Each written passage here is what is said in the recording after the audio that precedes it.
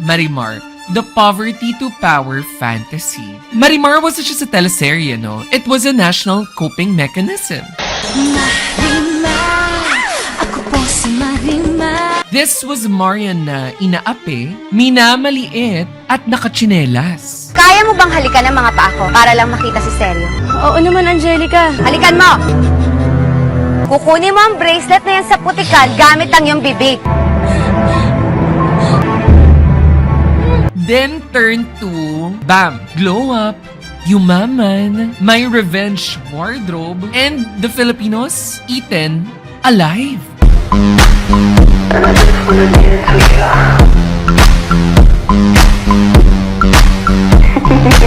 You know, when you're going to think about it, the reason why Marimar worked is because it tapped into something more primal. Hindi lang kasi siya yumaman sa kwento, but it also validated the fantasy na one day, kaya ko rin.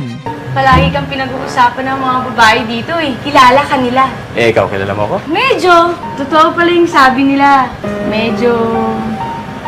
gwapo ka pala. At Marian Rivera sold it because she didn't beg for sympathy, she didn't overplay the pain, and she let the transformation speak. Marimar was the blueprint of, tahimik lang ako ngayon, pero babalik ako. Ganda. Like and follow for more.